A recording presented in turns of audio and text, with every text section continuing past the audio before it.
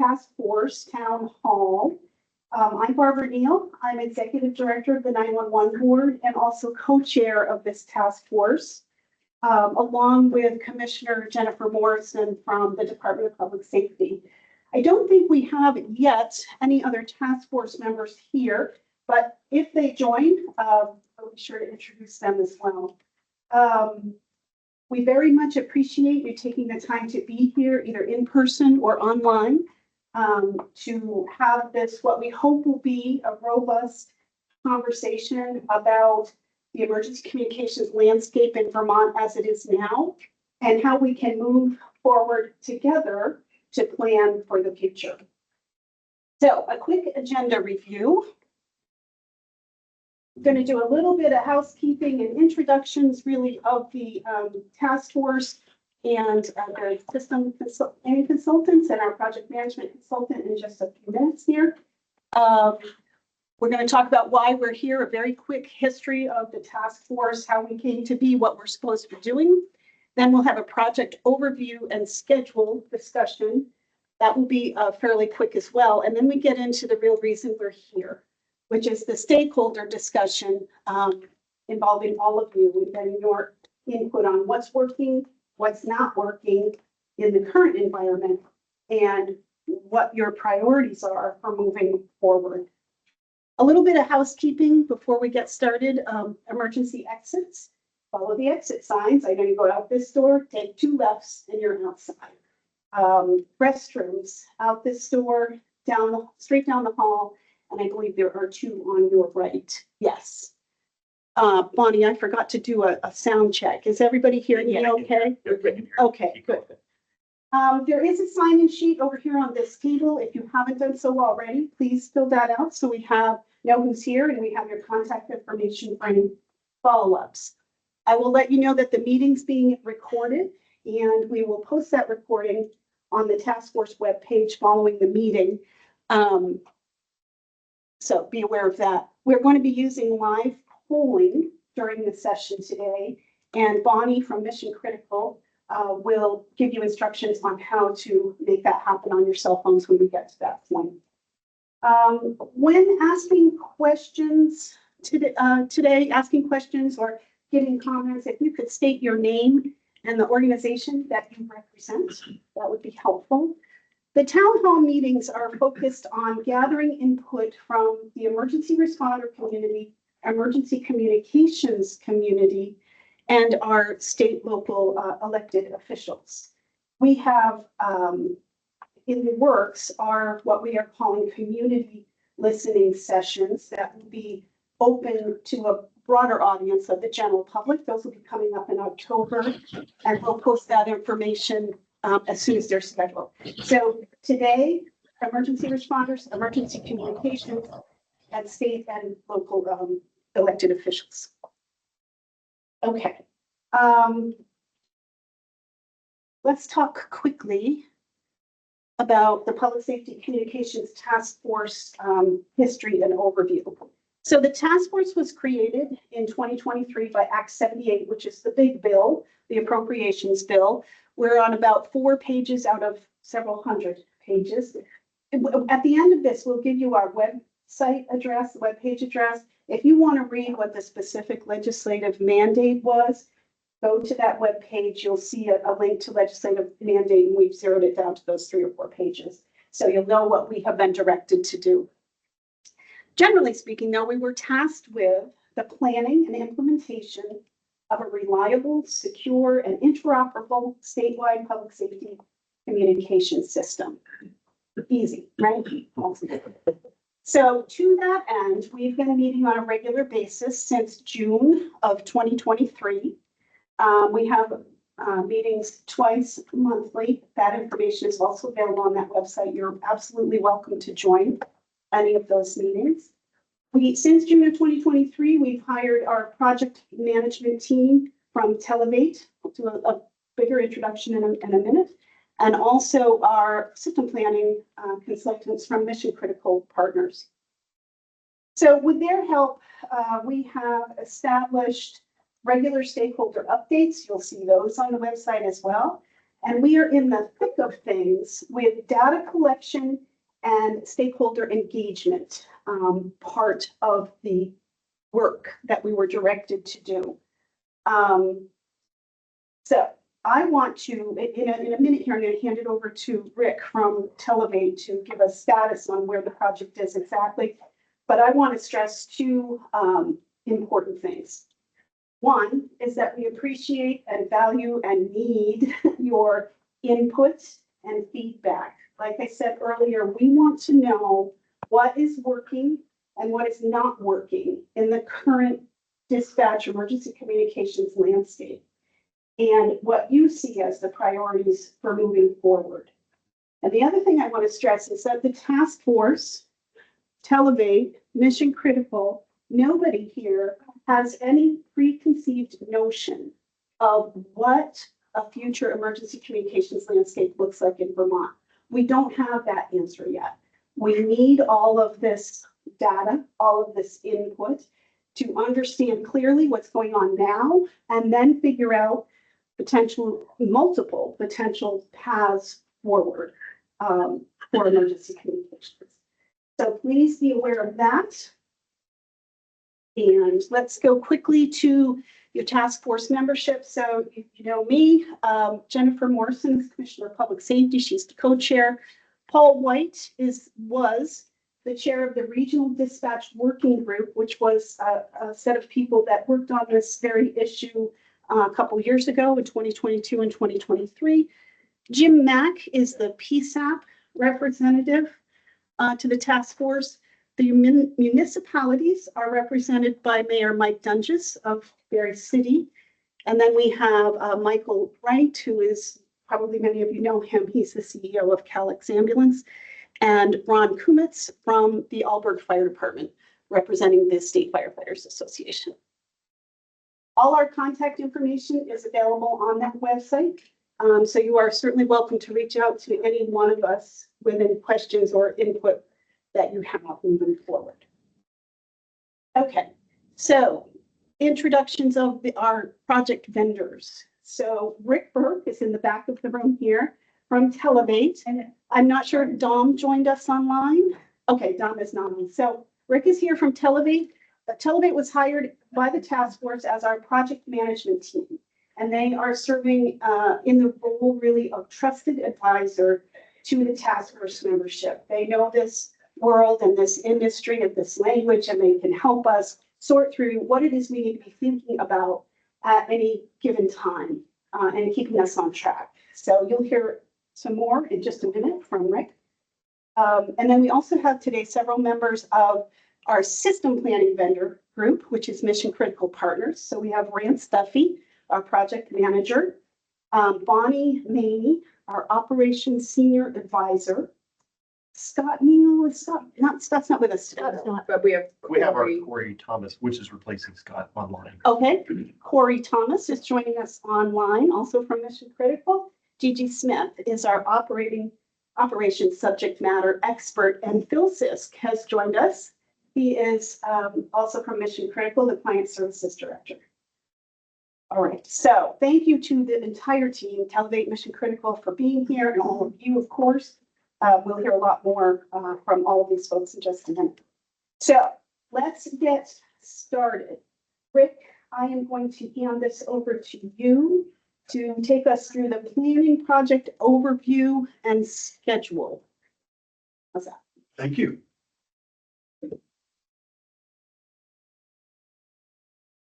Morning, everyone. Hey, thank you very much for coming in person and online.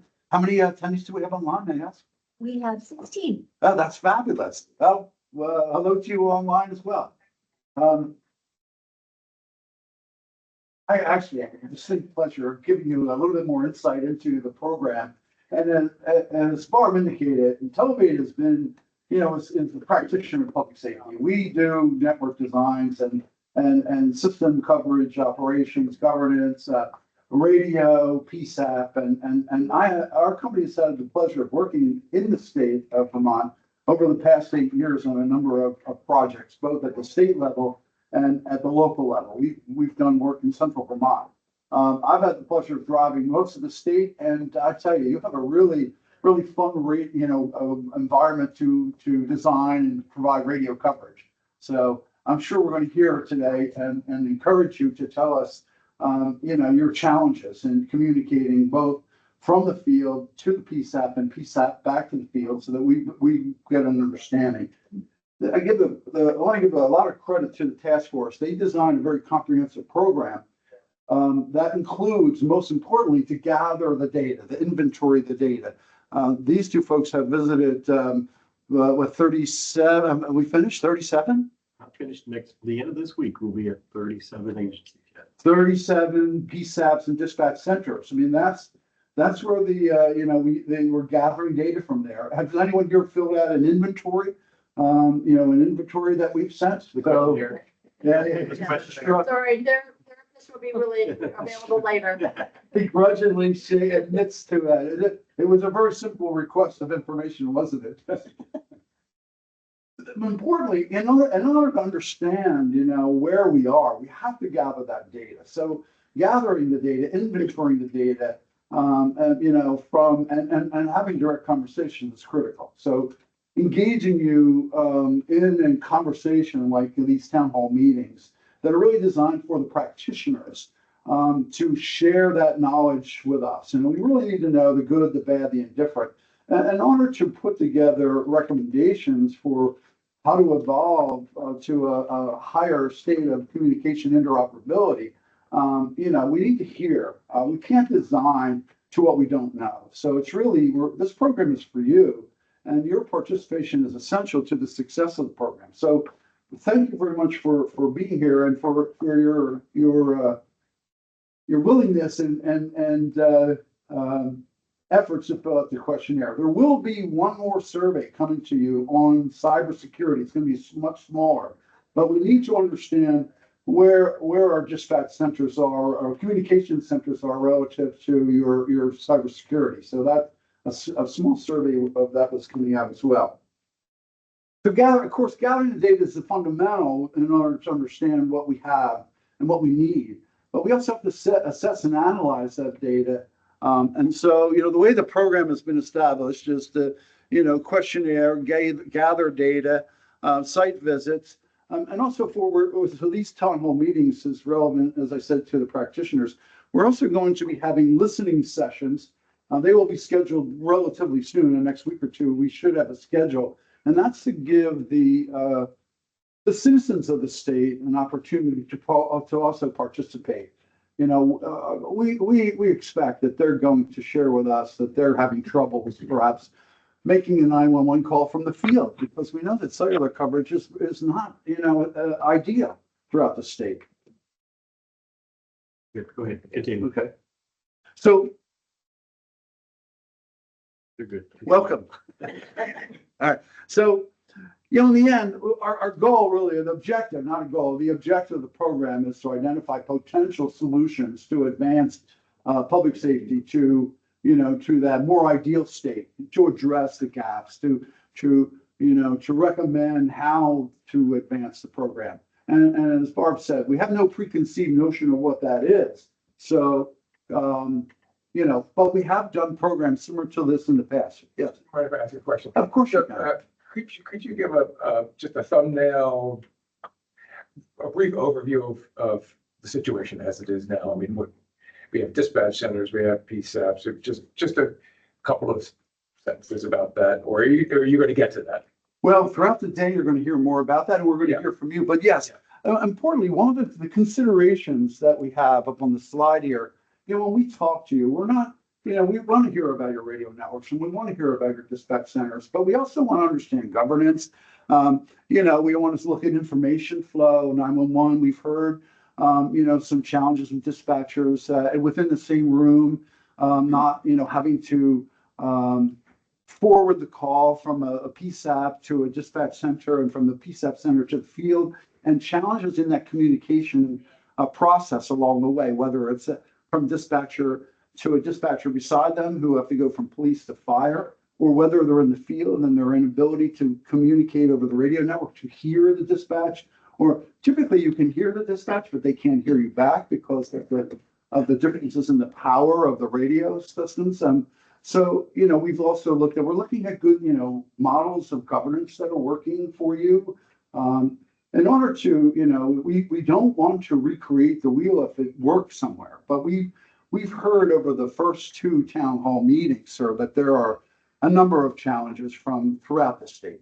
And so that I can have another specific question you have? Well, no, I guess I was looking for sort of a context or, sort of a general overview of the landscape as it is now. Yeah. But maybe you're getting to that. I don't mind. Throughout the day, you're going to hear that body will cover that as well. Okay.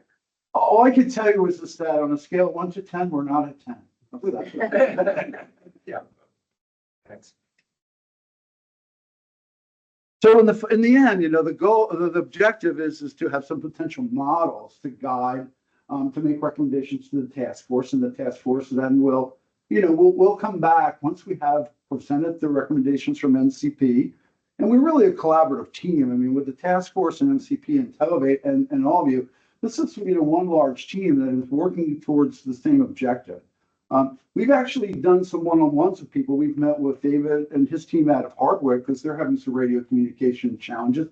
And we've even done some propagation modeling for them to show them what sites would work best for them. So, we do some one-offs based on needs from the community. So this isn't just, give us the information and we'll give you a big report back and hopefully it'll work. Now, our goal is to give recommendations to the task force that are actionable, that, they are, step-by-step approach that legislature will understand so that they can, as a collective group, understand your needs and find, funding, ideally find ways to fund the needs that are going to be, that we're going to present to them.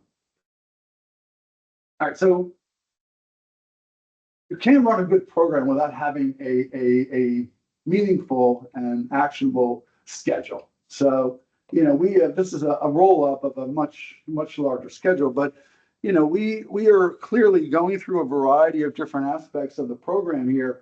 And right now we're gathering the data as Rance indicated. We're, one more communication center to visit. And, a couple more town halls, today's town hall, one later in the week, the listening. And I encourage you to attend the task force meetings. You have an opportunity during them to also communicate and share your needs.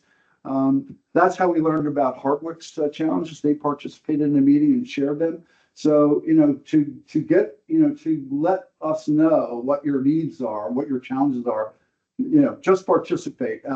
So there's an email you can send us to. There's going to be follow-ups to this session. In closing, I just want to, again, thank you.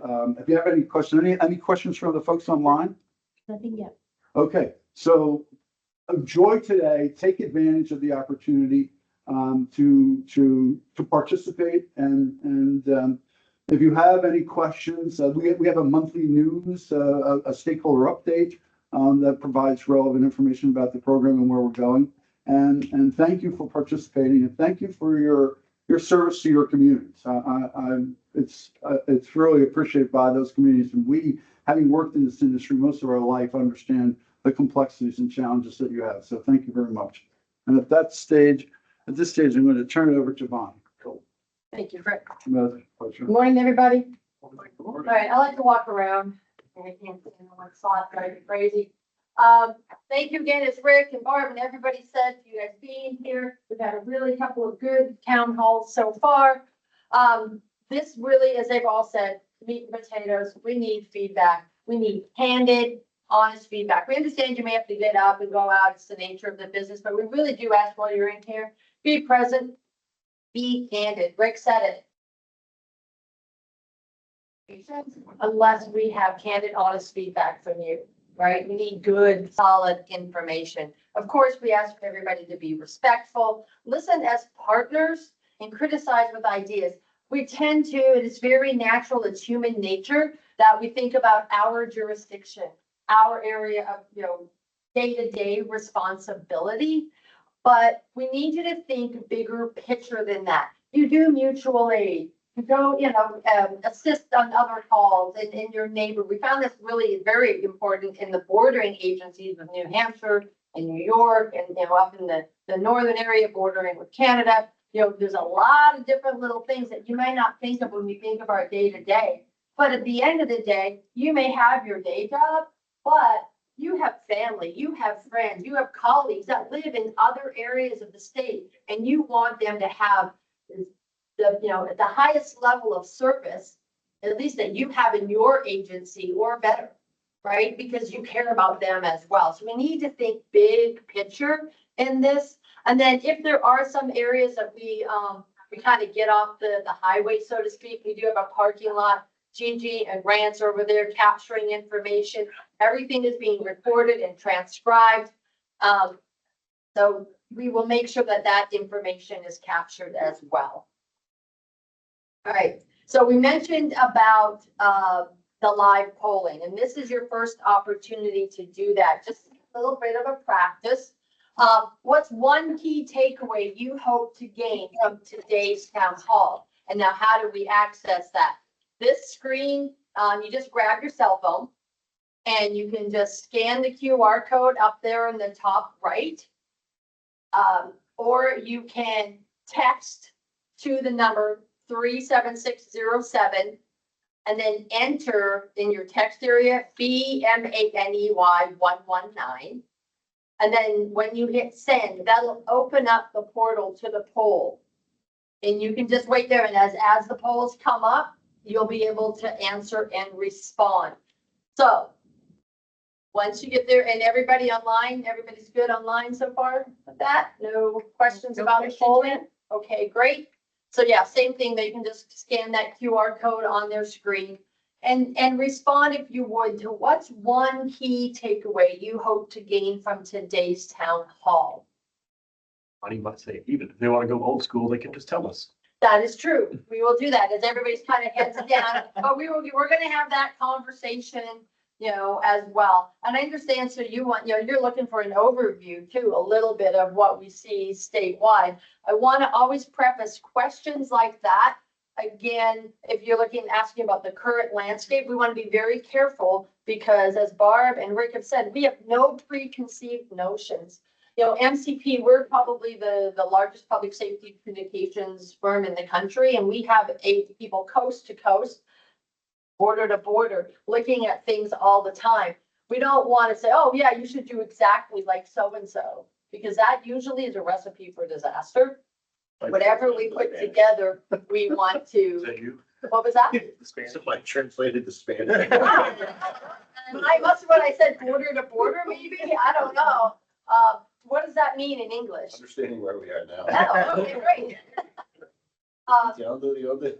And so we want What you to, said. yeah, what he said, but we want to make sure, dose, right? We want to make sure that whatever we recommend, it is for Vermont, right? Now you have 37 communication centers, 6 PSAPs, public safety answering points. Some of them are served actually by 911 centers that are out of state for New Hampshire, for example, and Hanover. I think too, as Ricky alluded to, if you're looking at an overview, we're talking about a lot of a mix of, I want to say, haves and have-nots. That there really isn't a baseline level of service that to be confident that you can go anywhere in the state and you're going to get the same level of service. So that would be about, as general, probably an overview of current state, right? Now, it hasn't just been Rance and Gigi going to all these centers. We've had a few other teams up here over about the last 4 to 6 weeks. So we have probably about 6 team members that have been the ones responsible for meeting and visiting all the communication centers. There's also another group with Corey and Scott that have been going around visiting all the radio sites as well. So there's a big mix of folks that are going to be providing their input and their feedback for mission critical partners, working with Televate and working with the task force at the end of the day. Does that help? Yeah, I guess I'm almost thinking of a graphic that would give us a sense of got it. You said six, what did you say, six PSAPs, and we have dispatch centers and 911, just, Great question. yeah, Because that's one of the first deliverables out of this is Yeah. the first result of all of this work is going to be the inventory. Yeah. And if you ask, you filled out the questionnaire. Thank you. We know it's a task, but this is such a mix. The ecosystem in public safety communications is very, very complex, right? You've got all the stuff for the input. That's Barb's office, the 911, the networks, and that is really not part of this, but it's that call flow from when somebody makes a 911 call, what happens in the communication center? Where does that have to go to be able to then get the response, whether that's police, fire, EMS, or other services? And then even further than that, where you have all your partnering agencies, your public works, DOT, emergency management, all of those, how does that all work as smoothly as possible wherever you are in the state? And so it is very, very complex. So we're asking a ton of questions all about technology. We're asking about governance. We're asking about funding. We're asking about workflows, staffing, all of these different elements. And then we need to be able to inventory all of that to be able to give what we're calling a blueprint of each communication center. And then from there, be able to provide some analysis based on national standards, best practices, and of course, all of the, the consultants and task force and your all's experience to be able to come up with options for a solution. And this is nothing that's going to happen overnight, right? As far as even whatever our solutions are, whatever is accepted by the task force, then it's going to take a plan and it's going to take time to move the needle in that direction. Better? yeah, I think so. Awesome. Cool. Good. All right. So let's a couple of other things here. Is there any financial backing allocated by the state? So they want to understand more funding, it sounds like. Better understanding of the current system, some of the things that we just kind of mentioned and the challenges there. We're going to get into that more today. Anything else, Rance? Understand the scope of the statewide undertaking. I think we kind of covered a little bit of that just in there, but you're going to find more about that. We encourage you to ask those questions as we go through. Financial backing by the state. So a lot of funding seems to be that they're going to want to know about today as well, if we can cover any of that. All right. Good job. Appreciate that. Now, as Barb said, this is going to be kind of broken down into two segments.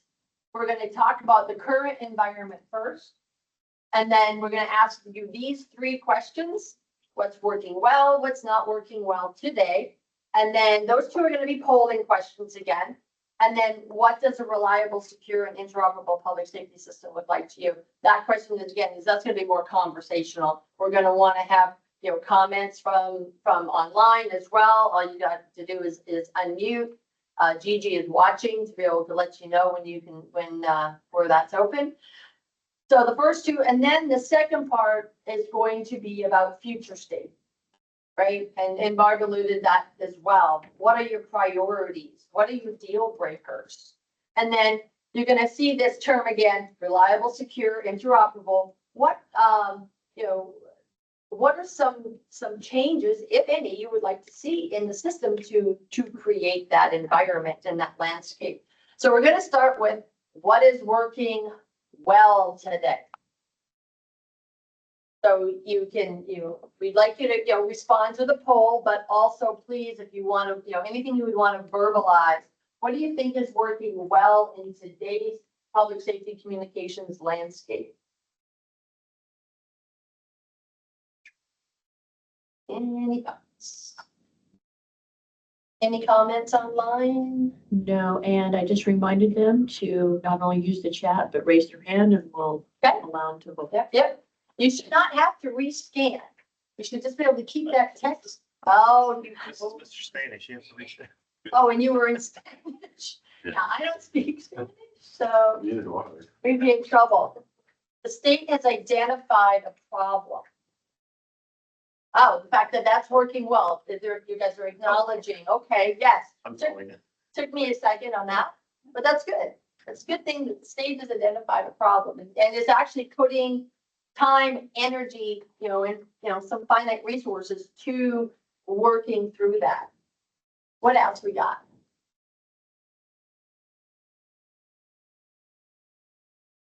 So it's the law enforcement interoperability with current Valcor system that is working well. Does somebody want to share?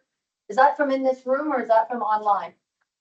That was you. Can you share why you think that is the case? So I've only been around for about 6 months or so. in Okay. that Position. I came from New Hampshire, and on the New Hampshire side, we didn't have any kind of interoperating system. We communicated, Mhm. but it wasn't like we were all on the same CAD system.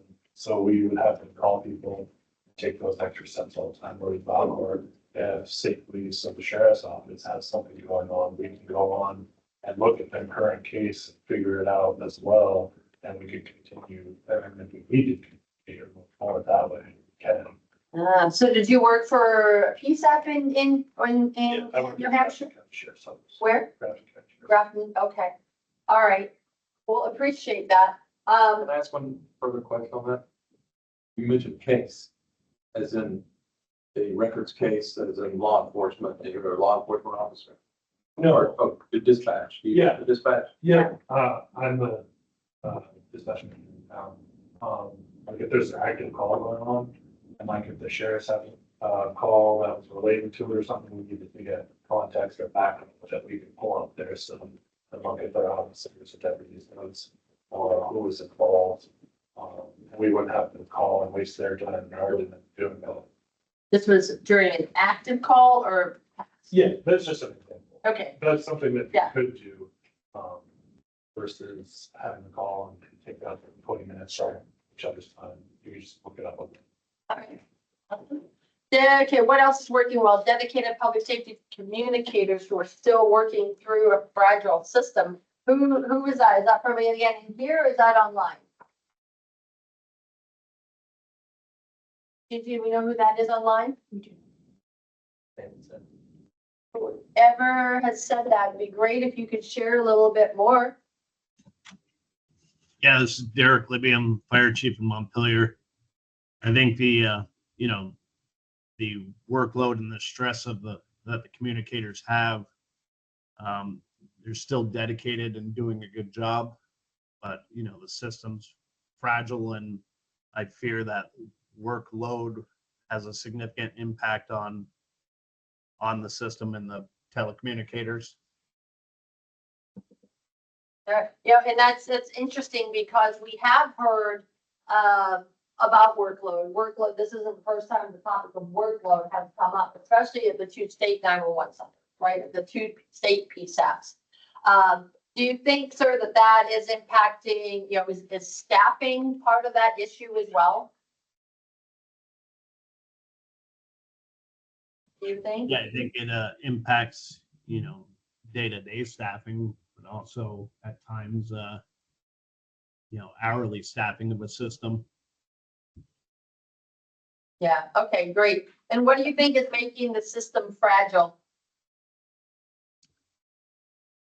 I think it falls a lot along the lines of public safety in itself, that, whether it's public perception, the type of work that's being handled has changed over the years, but also the, whether it's forced overtime or any part of the change in public safety makes it so it's harder to recruit and retain employees. Right. Oh, great. Thank you so much for that feedback.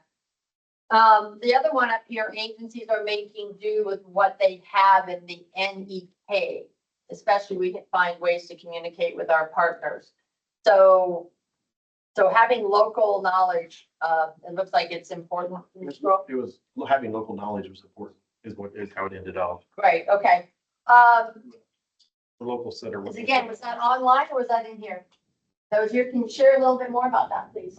So historically, when the state had 4 PSAPs, the one up in Derby had closed, a lot of local knowledge was lost. And so I find it valuable to have a local dispatch center here. The people that work out of there are familiar with our terrain. We sometimes have some challenging areas because we cover like some recreational activities that are just out in the woods. And so having the knowledge of the roads and the terrain and, you know, landmarks and everything is extremely helpful. Appreciate that. There are some challenges to that, well, not challenges, I should say. There's some interesting things that are transpiring more and more in the industry in itself.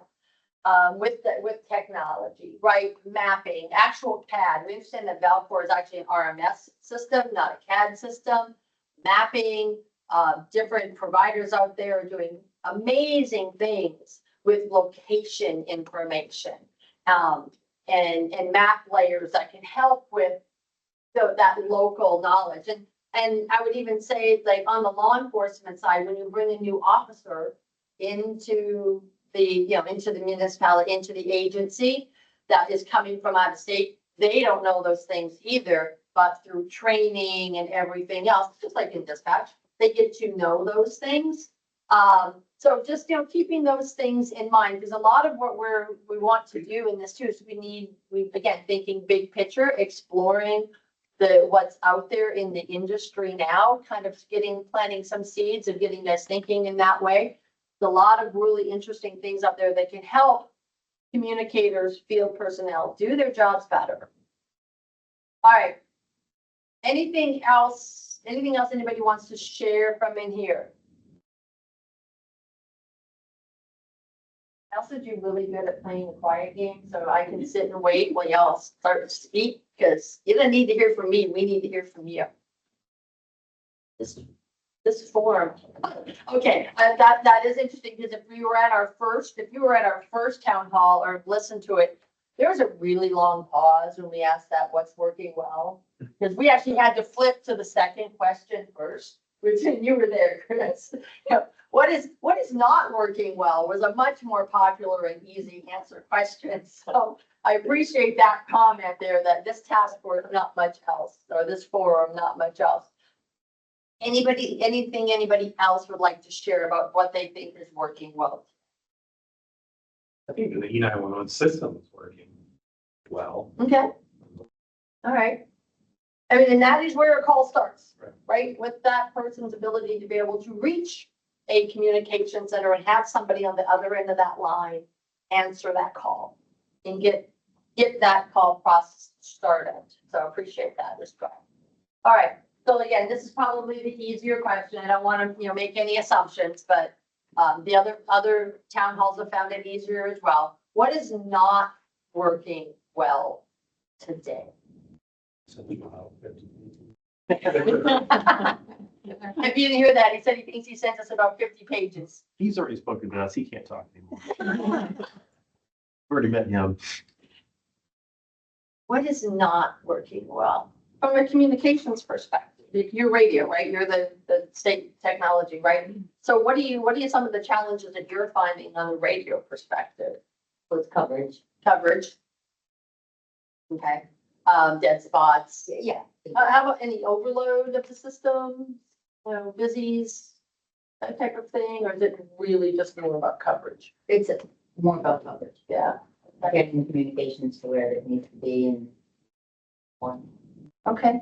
We did hear some stuff. Well, we got spotty cell coverage too, and I think Rick mentioned that even if you were to go But to, that's not radio. no, That's but cell company. right, and some are trying to utilize, push to talk over LTE to be able to fill gaps, but it's still, even that's Yeah, not a good backup. we've done tests historically on parts of Vermont with that, and it works in some spots. Yeah. What about, not working well, Valcor? Yes, absolutely. What about is there any FirstNet interaction in the state? Well, you have to be on the FirstNet network, Right. and not everybody is. Not So everybody is. then there's that. Got you. And that got you to raise your head when I said that. So Well, how come? FirstNet's good. In the area that I live, And what's that area? in the Hardwick area. Okay. Yeah. All right. And so. We did a T-Mobile pilot, Mhm. and they claimed that their service was gonna be better, and it wasn't. Okay. All right, But, so FirstNet in our area is good. is good. Anybody else in here having a good experience with FirstNet? We have it and it doesn't work that well. Does not, and you're in what area? Right here. Right here? Okay, all right, I'm new to it and then not. super- It works in most of St. J, but Yeah. once you leave town, it drops it's off. off. So countywide, I'm countywide, so Orleans to Orange, and then Washington to Littleton to New Hampshire, and it's not great. Okay, all right. Do we have, yes, sir? So wasn't the point of FirstNet to be sort of full coverage? So, Yeah, 90, Rick, what's the commitment of FirstNet? 98, 90, what was? I think it's 97. 97. Yeah, What's that? 75%. but, yeah. Geography, 98% population. Yeah, I had, we had worked with the FirstNet broadband, team in the state, and, the number of towers that they originally offered was very low. We're able to negotiate double that, but still, you need 100 more towers to cover what you need to cover. Just because of the terrain. It's a terrain and a limited issue, and the cellular folks don't go up on the mountain because that causes interference to their sites. So they bring their sites down into which, they would need a lot of sites in each of the towns. We have 250 towns, right, in the state. And so those towns all need, they all need the same reliable coverage. Yeah. So we need a lot more towers from FirstNet to deliver what we need to work reliably. okay, appreciate that. Yes, sir. Let's ask a little bit more about that at the sheriff's office. How do you use FirstNet? When you say it's not reliable, but how do you use it today? I mean, it's, there's, granted, there's not a ton of us, but, those of us who use the cell phones, it's communicate regular phone calls from, we may have a deputy on the transport coming from Washington County, somebody down in Broughton, which is, kind of down in the Bradford area. So use it for communication things when you're outside your coverage. What's that? What do you have for your LMR system? I'm sorry, What do you have for your local radio system? I mean, P25, and it's just, and that, it's same thing, that's, that's what I was gonna ask is how does it compare? it doesn't, it's the same, for the terrain, that's why we went to FirstNet. Well, we can't always communicate on the radio. We had Verizon. Verizon was spotty coverage, so we went to FirstNet, and actually, I don't notice any difference between Verizon and FirstNet. Okay. Right, so yes. is FirstNet supposed to carry all cell phone coverage or just calls to 911? No. No. Okay, all. Yeah. So anybody's got, but then public safety is given priority. Yeah. Based on different, We're supposed to get the better coverage due to the fact that we're public safety. Right. All right. Radio infrastructure is a bit delicate, especially with municipal agencies, information silos. Okay, let's explore that one a little bit more. Is that online or is that in this room? Yes. Hey. No, I love it. I love it. So information silos where it isn't passed on to other dispatch centers. Expand this. So, I have had the unique experience of working as an emergency communicator for about 16 or so years. So it's sometimes troubling when I'm sitting at the desk and I have this scanner on for the state police and they give an update that I never receive that would be a valuable update too. And that is where a CAD system where you can actually see other agencies' information is vital, because that's sometimes where I get a lot of my updates from.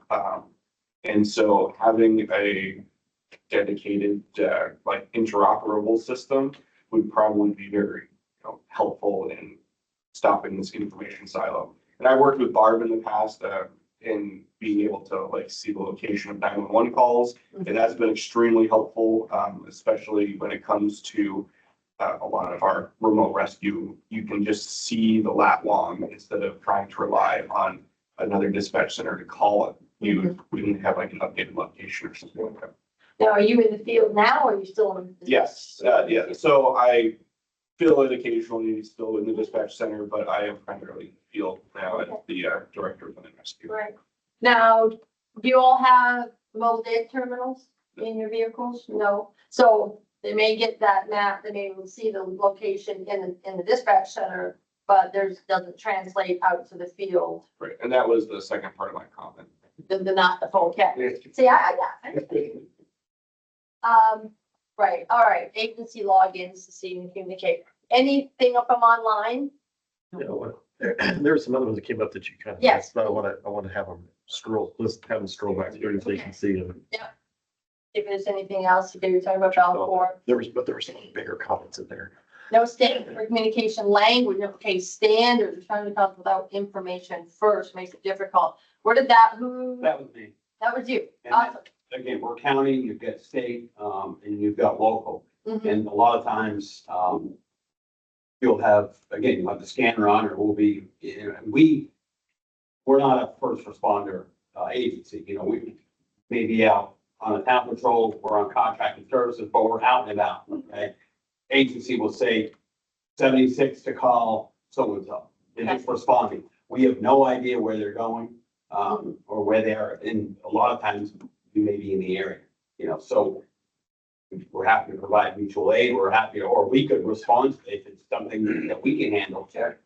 That in the way the information is explained over the radio, you know, one dispatcher has their language, their style, another has, and it used to be, there used to be a standard. I've been doing this for 23 years. Mhm. And years ago, the training was, you know, there was a baseline. Sure. And everybody knew it, everybody understood it. And I think that we've gone away from that, so everybody just kind of says things how they say them.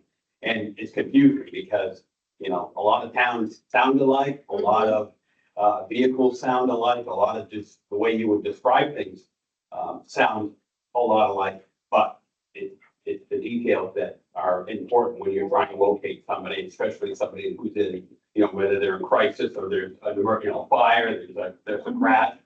And, you know, those, not having that information is crucial because all it does is delay response. Right, so we're talking about standards as far as call flow, how the information is put out, those types of things.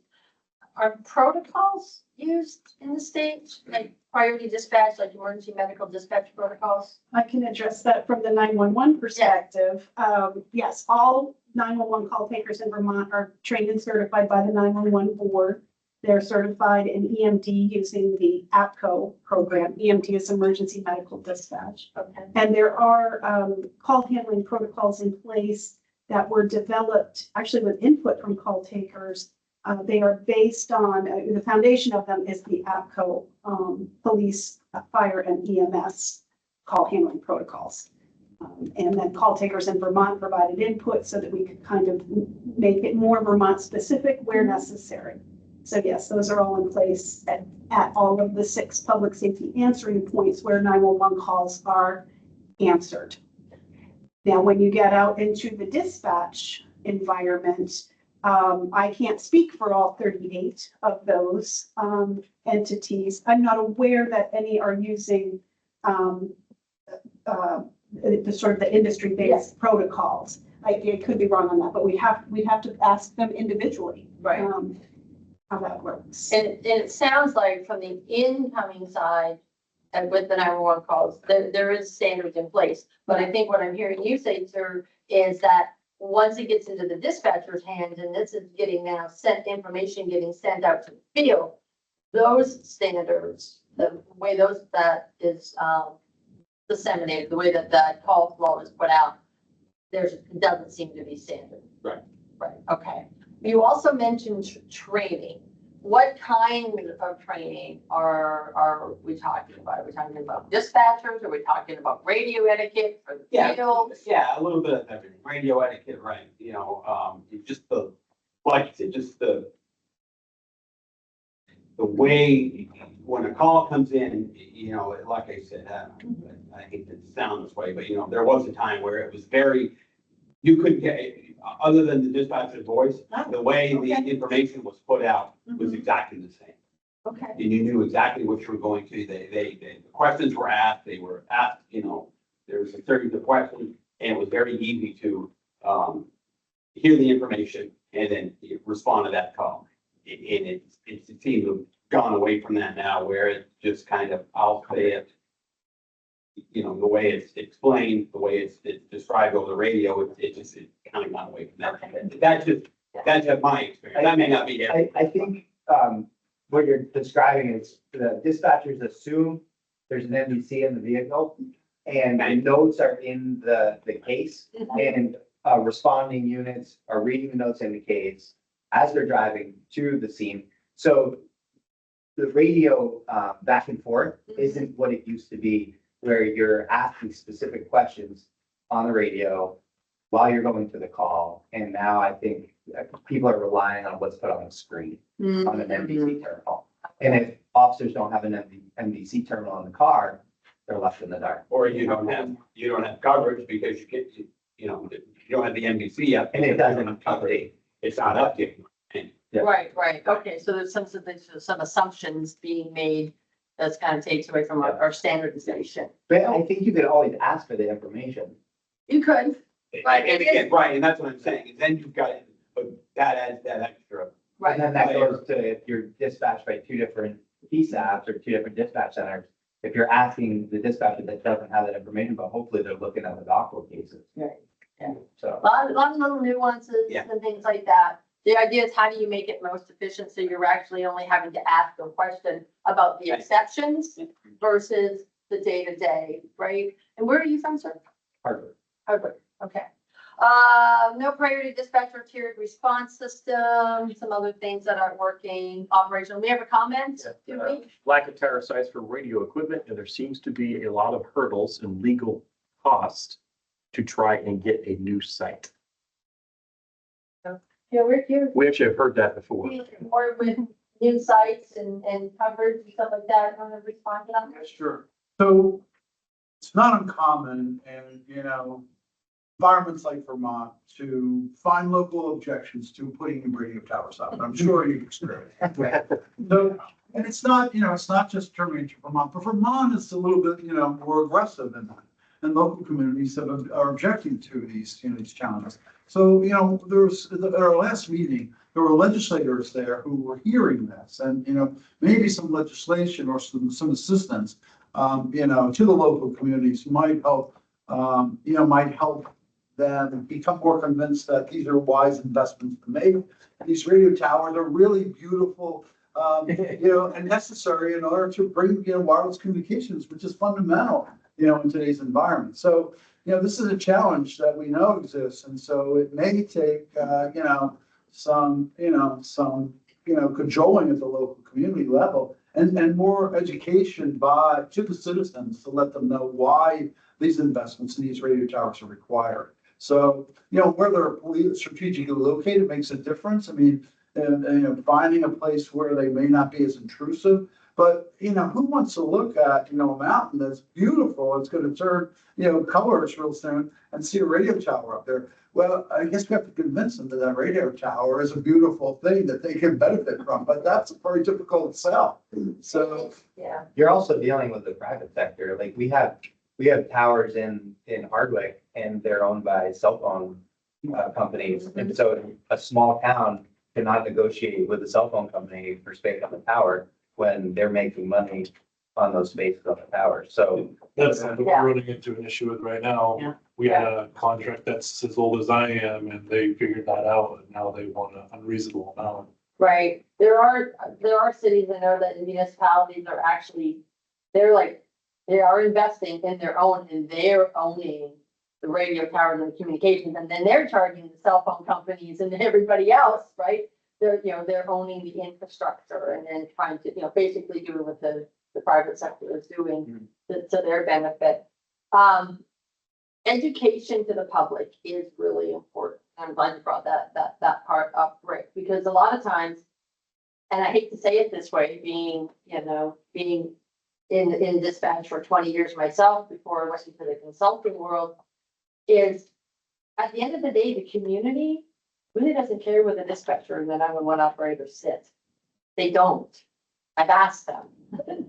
What they care about is how quickly you get to their house, you know, to their location, right? So getting the resources to the location, the right location as quickly as possible. They want the field responders there, right? And that's probably one of the best, you know, kind of arguments, like, well, you don't want the tower, but you want, if you're having a heart attack, you want to get them there, and that's the missing link. Right? That's the piece that'll help them do that, perhaps. So it's very sensitive. We've done some things, I know in my past, when we were having the same arguments, we could put up like a portable tower, you know, 100 foot, 75. We just, you know, put it up there and let it sit there for a while. And after a while, they totally forget it's there. It's just that initial, you know, in your face. So but it is sensitive. It does require a lot of public education in how a system works, how a 911 system works, how it interacts with the dispatch and what that looks like in that landscape. All right. Bonnie, can I just have one more thing, please? Absolutely. So, you know, there are certainly stealth towers. I mean, you may not even know they're in your backyard. I mean, they look like a tree or they look like a steeple. These are things that we could, educate decision makers at the local level that, make that a requirement. Also, the first in a contract does allow first, public safety to install equipment on those towers. That was part of the agreement. So maybe something like that for all towers at no cost. Legislature has some potential hammers that they could leverage. I mean, they have to be, comfortable that obviously is going to violate any legal requirements. But there's, the commercial environment, commercial and government, private public partnerships are important. So why not make that, educate the legislature on those opportunities as well, so that we can get access at no cost for public safety. Great, thanks, Rick. Thank you. Any other comments? Anything else online? Does Corey have any questions from the MCP side as far as radio? Nothing? Okay. Maybe I'll ask you. Yes. As I guess I'm the only legislator in the room, are there going to be legislative recommendations coming out of this whole process? Yeah, there ultimately should be, and how that's going to tie in. And we're going to be looking, again, to the task force and their experience in that area as well. So we want to make our recommendations practical. Yeah. Right? And again, how can we start moving the needle? Going from 0 to 100, probably going to work, but can we, kind of start segmenting that off into pieces that the legislators can handle? Yeah, that's how these things go. Yeah.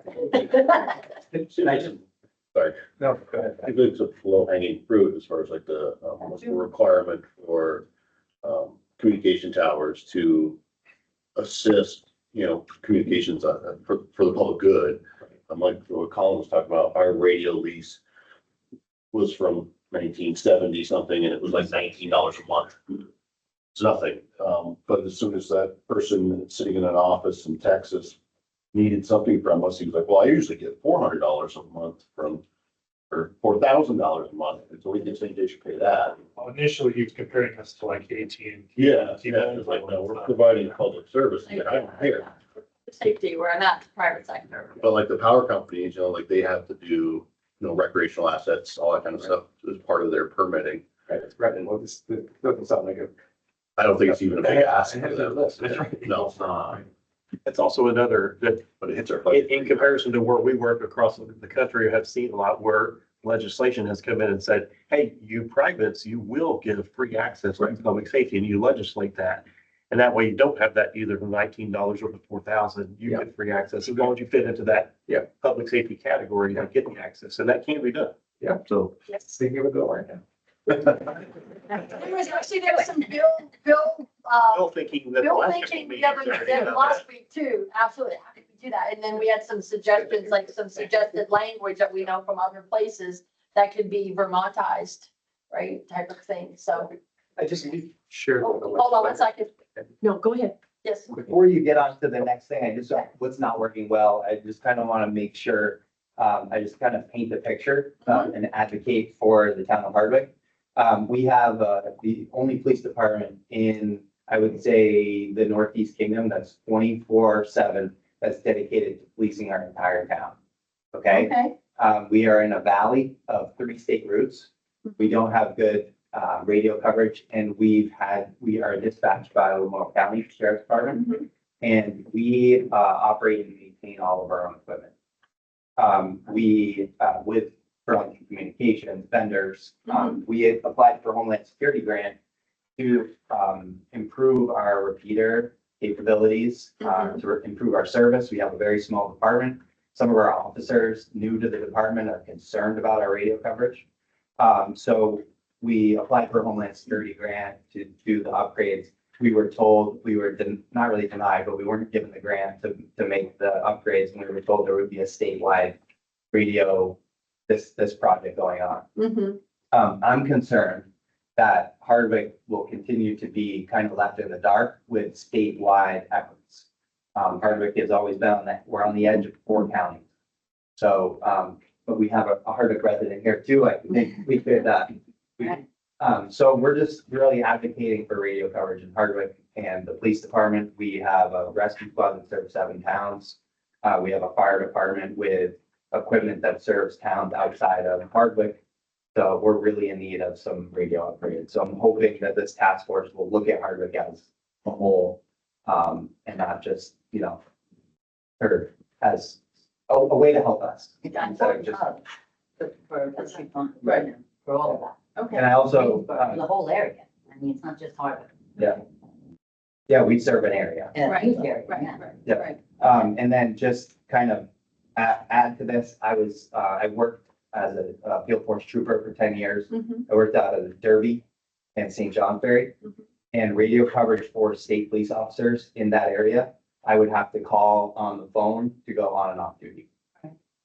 So, Yeah, we need landlines. Cell phones. I could see a tower from my house and cell phones don't work at my Yeah. house. so just throwing that out there for the record, No, appreciate the that. legislative. Appreciate Yeah. it. I want people, This is I what we feel like I need. could leave now.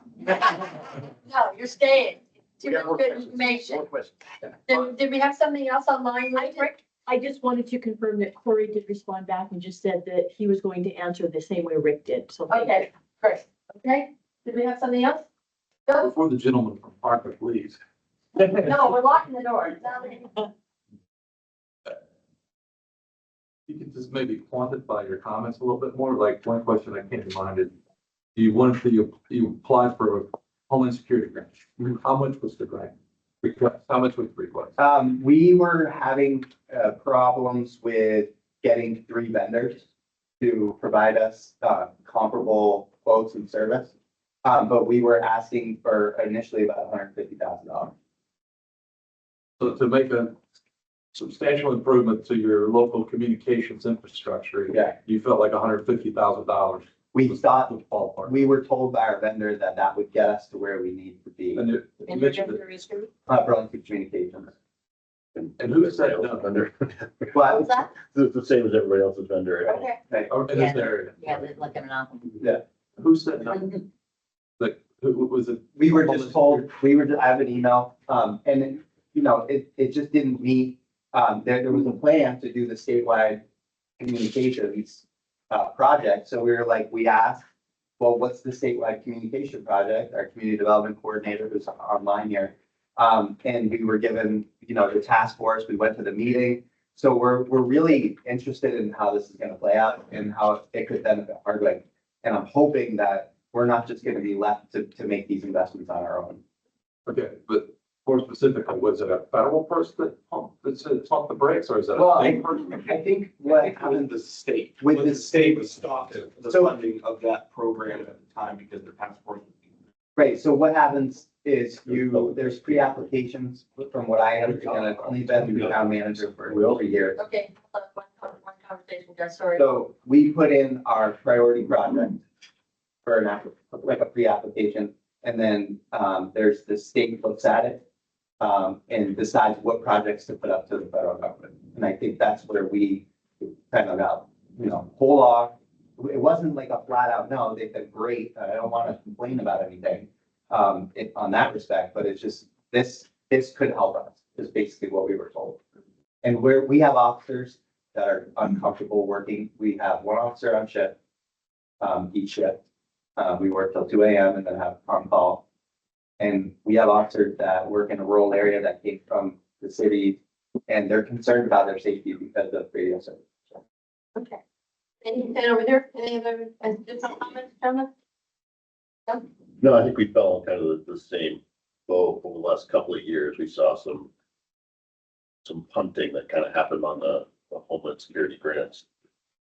We had one recently, we've gotten one, but we're doing some upgrades, so in advance, but at one point we'd submitted something and they were just like, just hold on. It was Yeah. probably similar time. It's unfortunate that we had, going communications, the same amount of money we had upgraded 14 years ago. Okay. And we were told, anything, just hold off for now. All right, appreciate that. So with all that said though, what does a reliable, secure and interoperable public safety system look like? This is not a poll, this is just a conversation. So online, anybody please type up. Gigi will, I would you know, like to make know. your knowledge and speak. Yes, sir. What does it look like to you? I was just gonna add on to the previous. Oh, okay. My biggest, issue moving from my previous, area to here was the current RMS CAD system. I've never been involved in just an RMS system. We've always had a live CAD system Mm-hmm. and the ability to work with all three agencies, fire, EMS, and law enforcement.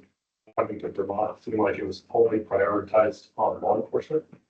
And the CAD system is not friendly with the other two. Got you. They've made additions and stuff to it, but it's not nearly like as capable, Okay. like moving Right, fluid basis. we have, actually, I think Jen mentioned this in the last, Commissioner mentioned this in the last two town halls, and it was brought up as well, that looking at a system that it's not just law enforcement. It does, the perception is that it covers the whole umbrella of public safety, right? Police, fire, EMS, communications itself, and having to look at that. So that does kind of answer this as well. Reliable, secure, interoperable. Yes, sir. People have mentioned CAD a few times. I know what CAD means in buildings, but what Oh, CAD means? Yeah, computer aided dispatch. Yeah. So if you were to think of it's in an alarm monitoring center, I'm just gonna use that as an example, when your alarm goes off and they're entering everything into a computer, and then that's what helps them dispatch, know who to call and all that, same thing in 911. That, it is their main dispatch system that everything goes into, and it helps them determine who to send and keeps track of all the units and those types of things. But I was hearing something, sort of a reference to mapping or something also, is that? Mapping is an application or a program that can be part of call handling equipment, which is your 911, Yeah. phone system network itself.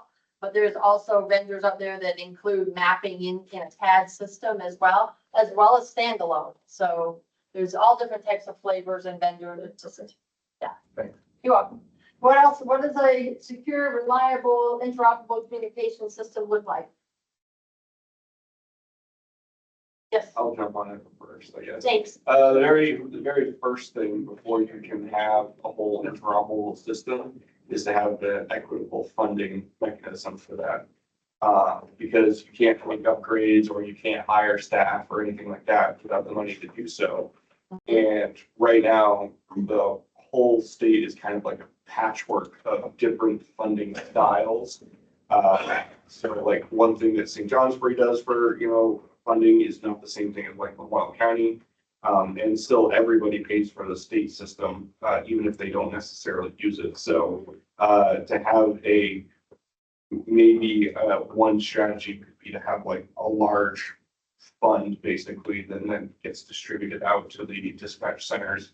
And that way people aren't necessarily paying for something that they're not necessarily using, but also be a little bit fair when it comes to areas of the state.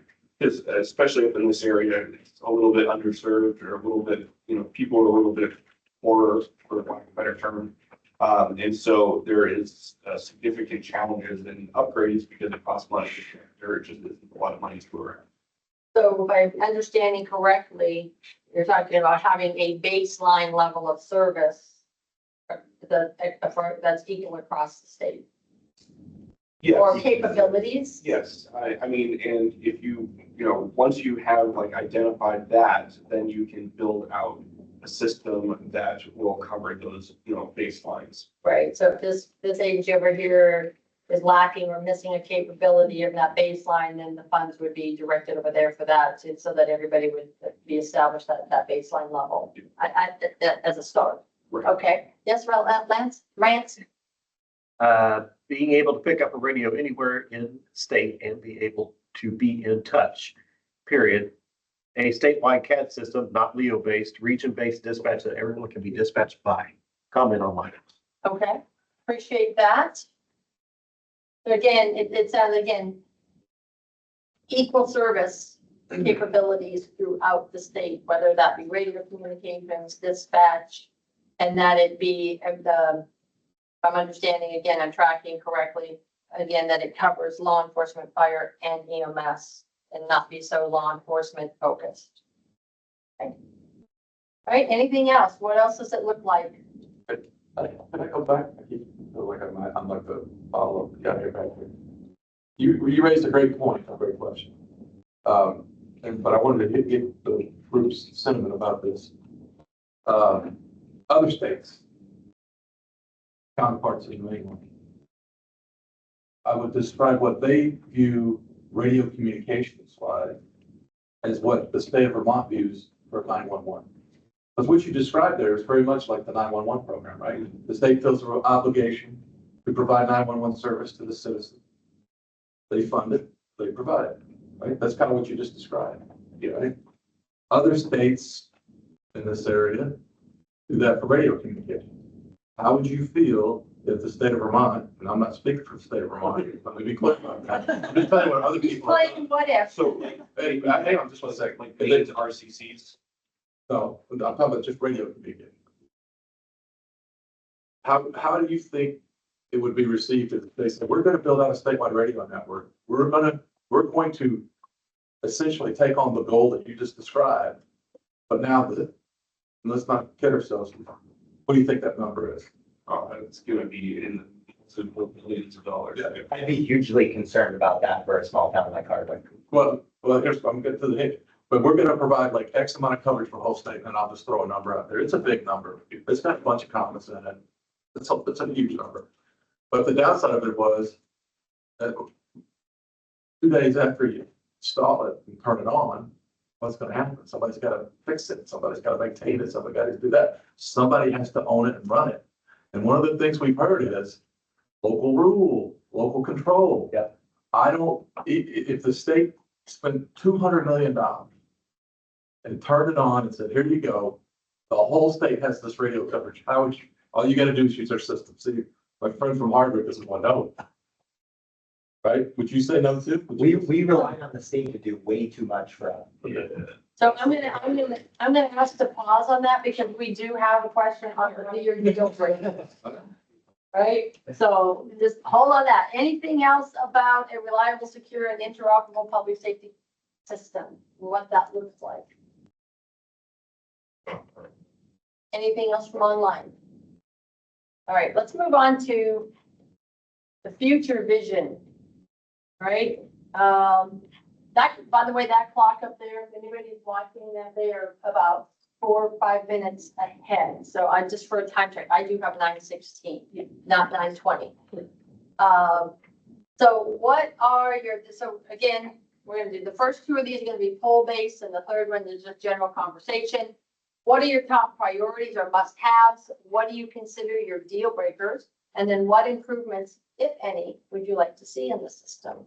So your first one, whoops, oh, that was kind of weird. What are your top 3 priorities for your area of responsibility in a system? What are your top 3 in a future state? What are your top 3 priorities? And I know we haven't done the poll for a minute, but you should just need to open the text back, string back up, and it should pop in there. And it looks like you fixed your Spanish problem. Wait, I'm still on what has worked well today. Oh, There. work. All right, you may need to rescan. Oh, somebody took their answer away. Back. Try it again. Oh, people keep popping in. How many do we have online, by the way? We may, 20. there we go, 23. 23. 23, thank you. Yeah, mine is, so 20. Awesome, awesome, awesome. Okay. Top 3 priorities. Any of you can verbalize them as well as put them on the screen. Funding times 3, okay. Funding. I would say reliability, redundancy, and cost controls for me. Reliability, redundancy, and cost control. Okay?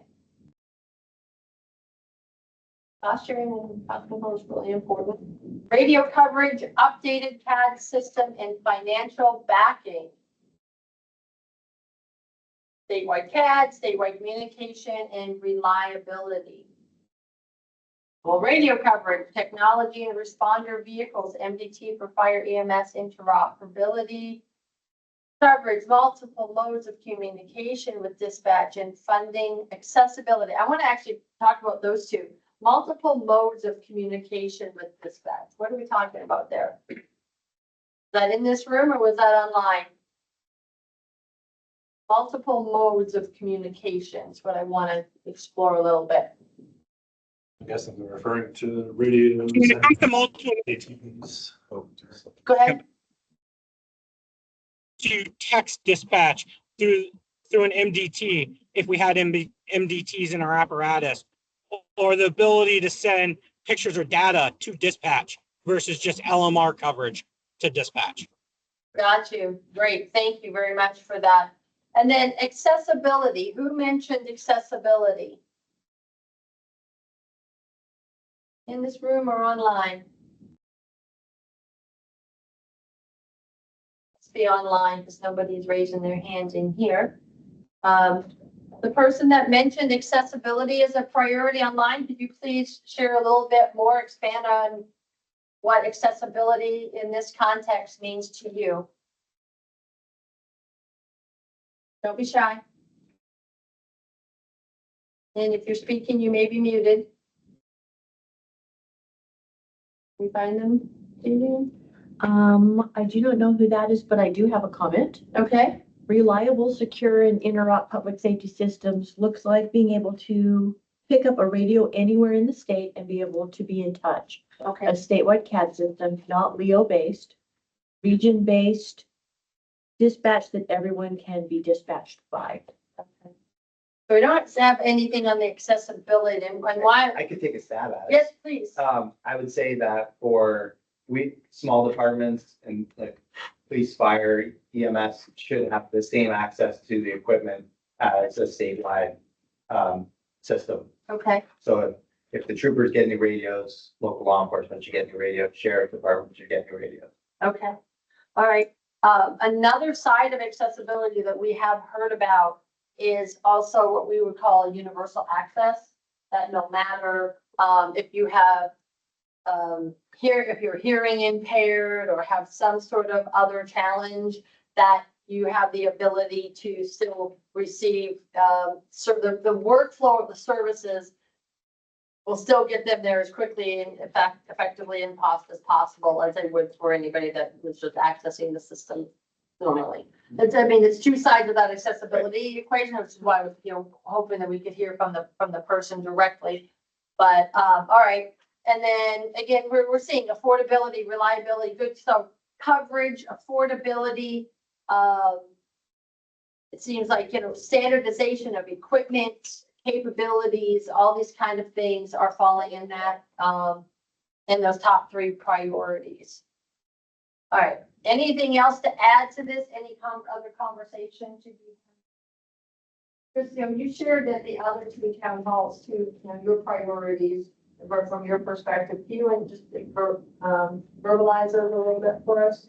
It's about making the job easier for dispatchers, really. It's pretty simple, just, well, I shouldn't say it's simple, nothing is simple in this game. But really, you know, I see what the dispatchers go through every day in the PSAPs and how difficult it is to juggle between all the technology and the things that they have to do every day. And really just how do we leverage technology to make it easier for them in the future? And how do we make it so that training doesn't take us 6+ months to train a dispatcher? And in that time, you ultimately can lose a lot of dispatchers for that, you know, they get tired of it. It's also a big strain on our training officers. You know, we have very limited amount of training officers. Then after a while, people don't even want to train. You know, they say, what's in it for me type of a thing. So I think all of those challenges together, you know, it affects our staffing, it affects the whole 9 yards. But until we're able to get it to a point, if we can, where that job can be made easier for dispatchers. I fear from our perspective, and I'm sure from the other PSAPs as well, is that we're always going to have this lag behind in staffing and being able to just barely meet the minimum that we can do to service our customers. You know. Yeah, thank you for that. And it reminds me too, you know, when also our team has talked as well, just to reassure that it's not, I don't know if it's a really great reassurance, but you all are not alone in this struggle, especially when it comes to the staff in the 911 centers, in the PSAPs, in the dispatch centers. There is a national staffing crisis. Some of that's associated with compensation and benefits. Some of that's associated with the complexity of the job, how it has evolved over time. How do we make it, how do we simplify the job? Nationwide, we're finding that about the training completion rate is about 50% for a new telecommunicator in many areas of the country. So you're not alone in that, but at the same time, just like you all, they're trying to find solutions for this. And there is starting to be a reversal in trends. They're recognizing that the pay, the compensation and benefits, right? So that is starting to increase. We're starting to see and hear more people ask about studies related to not just are they short-staffed at the moment, but historically, are they now understaffed? And what we mean by that is as field responders, more fire stations are built, more officers are put on the street. People haven't looked at dispatch and said, do we need to increase the head count in dispatch as well? And so there's a lot of catch up, as you say. So you're not alone, but we are seeing some of the tides starting to turn in some areas across the country. Rance, you were going to share something? I would say with the traveling roadshow, what Gigi and I have been working on here for the past 6 weeks, technology can also be your Achilles heel because, and what I'm getting at is what we have seen is you have a technology piece such as the 911, but then you've got to have a seamless operation where the 911 piece comes over to the dispatch side of it, which we've seen a lot of comments about. We'll talk about the CAD. We've already seen that. So it's out there. So as we keep this in mind about, let's think about the technology being seamless across the whole board about making that operation easier for them.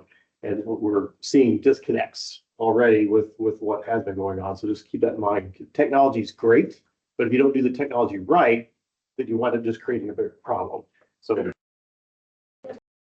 bolted on yes, instead of, you know, an integrated system. So awesome. Not that I'm a huge fan of AI, but how does that play into this industry? It plays in huge right now. And I mean, we won't get deep into that conversation because I can also go on to that forever because it's something I'm really fascinated with and what's happening. But some of these staffing challenges, right? Some agencies are using it to answer non-emergency calls, your administrative lines, right? They're starting to leverage it for that. That can help take workload off of the centers because smaller centers especially, we're finding like they'll be handling more administrative lines by, 30, 40% more administrative lines than they get 911 calls, right? So that, that can be a challenge. So I don't see it so much on the dispatch center side of the house playing a role at this point, but on your PSAPs, on your 911 centers that are handling administrative calls, local governments, those types of things. It can be very, very helpful. When are the fireworks, right? What's happening with trash pickup over the holiday? Those types of things, AI is really, transcription as well. When there's a call is coming in and the AI as an assistant is transcribing what the caller is saying right there. So they're getting an audio as well as visual reading to, that type of thing. So it plays a huge role because we talk about staffing. And then, if you implement an AI solution on top of that, then we got to go back and go, well, how did that just impact your staffing? Yeah. Do you really need 5 more people? Maybe now you only need 2. So it's a constant, almost seesaw balance scales type of thing that we're seeing. That was something I was exposed to early taking this position. I actually applied for another position that we needed because of what I was used to with staffing and my previous technology, what was available to me. I felt like I was going backwards with technology. And I was like, whoa, how do they keep up with all this? I was like, I need more people. We don't have enough people to keep up with all this. Yes. So, Yeah, it's an interesting time. But that is, when we talk about the public safety communications ecosystem, just like any ecosystem, it is always evolving. It is always changing. If it was PAD, then it was cell phone, then it was text to 911. Well, not necessarily in that order, right? And then it's real-time text, and now it's AI. There is always something in communications that is evolving, and quite frankly, to me, that's what makes it kind of exciting. Hey, Bonnie, one brief comment, please. Yes. So David, when we were in conversation with David indicated that, he was having a risk on maintaining his police force. So we have dispatcher challenges keeping the force, but the inability to communicate properly, puts people's lives at risk who are responding communities. So, when we talk about, risk with keeping our personnel, recruiting them and retaining them, it isn't just dispatching, it's all throughout all the first responder practitioners because of inability to feel safe out there. If my radio's not working or my cell phone coverage is working, that also affects my fear of my own safety. So I want to be sure that it isn't, we just don't think of dispatchers when we talk about what we're doing here. Absolutely. Thank you, Rick. Certainly. All right. So, There's another question there. Oh, yes. Yes, sir. I'm thinking about the floods that we had recently and how sort of emergency response has worked or not worked. I guess I'm posing the question to this group. What are the needs as far as dispatch and all this that we're talking about as regards the more frequency, higher frequency and severity of storms that we're seeing in emergency response? Is it all the same problem, or is there anything unique to that? I would say for our region, for the most part, more technology, better coverage, and in the same aspect, more manpower. Yeah. So all the same problems. We're talking about early warning systems along the river. So, when the river reaches a certain level, Some sort of sensor or something like that. and Lamoille County is doing a lot of work on the Lamoille up in the Hardwick region to give them early warning for flooding in Morrisville and Cambridge and Johnson. So I would say that's that piece of the technology. Something else to integrate. Yeah, here's another way to look at that is if what you're hearing, sir, is the challenges that they're dealing with. And probably most of these people are in the challenge they're dealing with is what they do on a day-to-day basis. But then the flooding comes in, and that takes exactly what already is the problem, and you have just compounded it by 2 or 5. Yeah. So if you already have a system that's struggling on a day-to-day basis, it just makes it much worse when you have a flooding. And that's where being able to have that interoperability so that everybody can support each other is really important, right?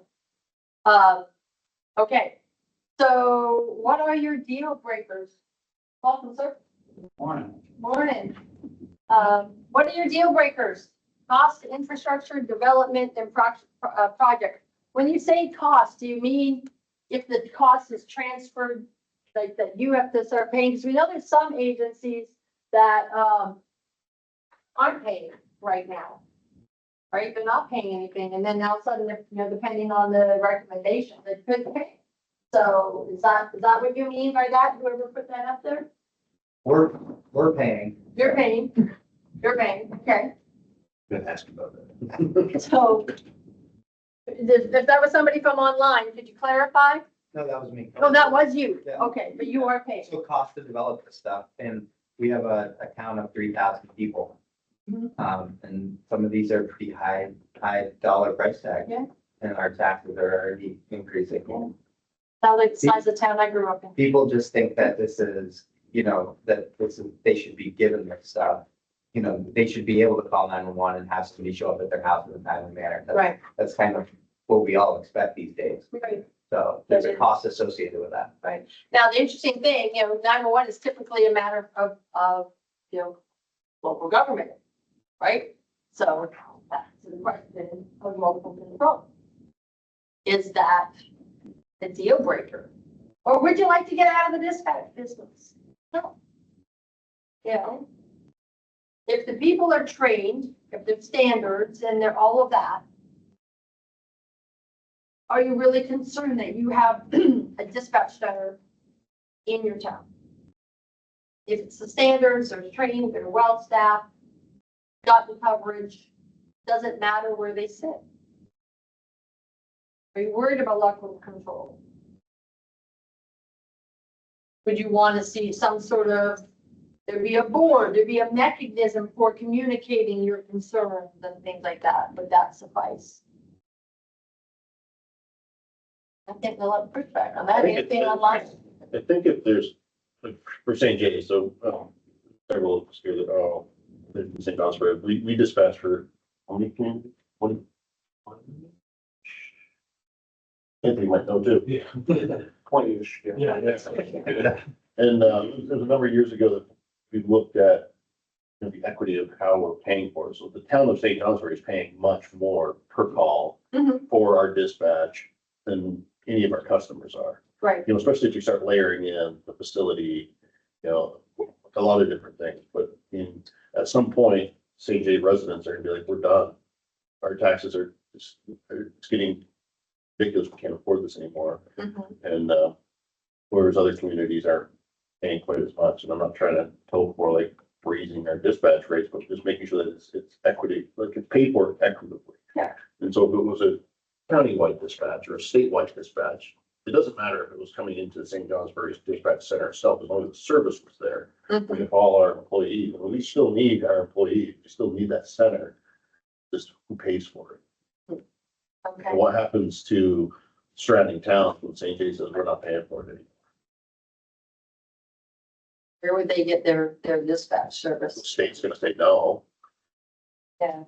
you know, so when you pick up the phone, call 911 and someone goes, sorry, Mm-hmm. St. J general fund failed. I would say your question is way too complex to answer in short words. Coming from my old dispatch center, I would say we dispatch for 40, 50 not towns, but agencies. And they were okay not having their own dispatch. I would say that a general populace was happy with the service Okay. for the most part. I would say that there's always your complications. Bigger agencies versus smaller agencies. Yeah, you have your different issues wherever it is. Mhm. But I've also seen agencies where at that aspect, it doesn't work well at all. Sure. You try to ask them, okay, well, is it down on this road? Well, it only showed this road. Well, yeah, but there's another road that connects. You see it down that road, or which house is that? We don't even have a house. Okay, so now you're having to EMP a little bit further, or you ask, is it in this village? What village? So those are just has similarities on the good and bad aspect of more or less the idea of a regionalized. My input, I guess, is a regional dispatch idea can be good, but it needs to be geared to that location more so. That What- region, not necessarily like a state. Yeah. Or like a local knowledge. Yes. Kind of like what Tony was saying So- earlier, you have a lot more knowledge with your region versus if you're asking somebody in Williston or St. Albans, hey, do you know what's going on over in Lunenburg? They're gonna tell you, I have to look that up, I have to look at this, whereas somebody who's local could probably think about it and be like, right. So I'm gonna, and I asked this in the last town hall, and I'm asking this again, you brought up the AI, so y'all are thinking out of the box a little bit. So I just kind of want to take a look at the reaction. What do you think about remote dispatching? Like from outer space. What can you explain it? So Like remote home. dispatching is the concept that, like, you were not, that those times you were not working out of your normal environment, your normal office space, which in this case would be a dispatch only center or a PSAP. Yeah. Whether that be from home, Okay. whether that be in what I would call a satellite, like a law enforcement police substation.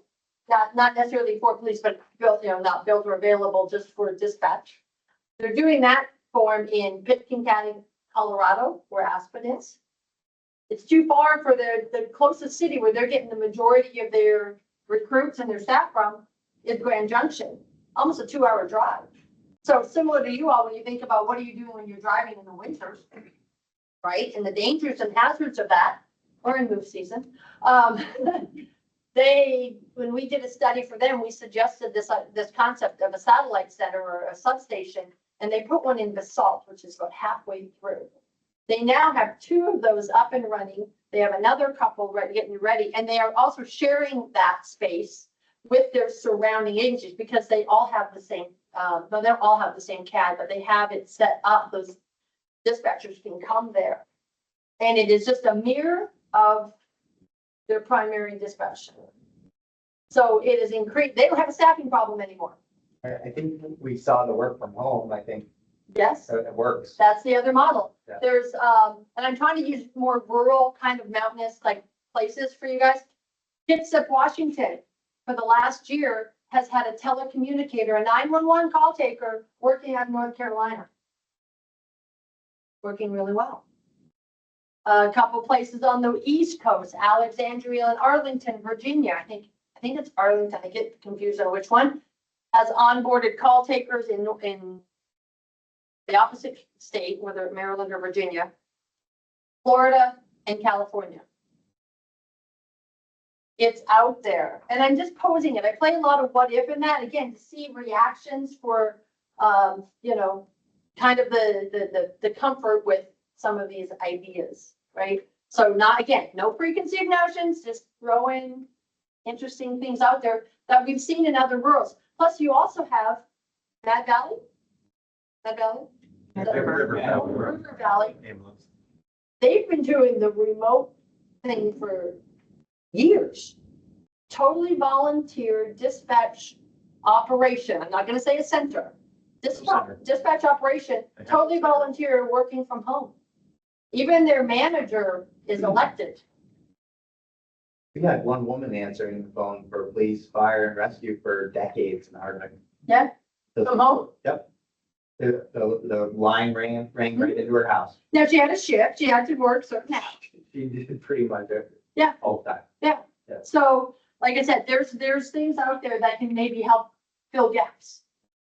We don't know yet, but we're exploring the ideas. All right, those are deal breakers. Yes. Yes, I just had a comment that came in that said, and we've talked about this as we've gone through our morning, is that right now we have a society that's a what's in it for me society. It's not a priority until it's a priority for me. Okay.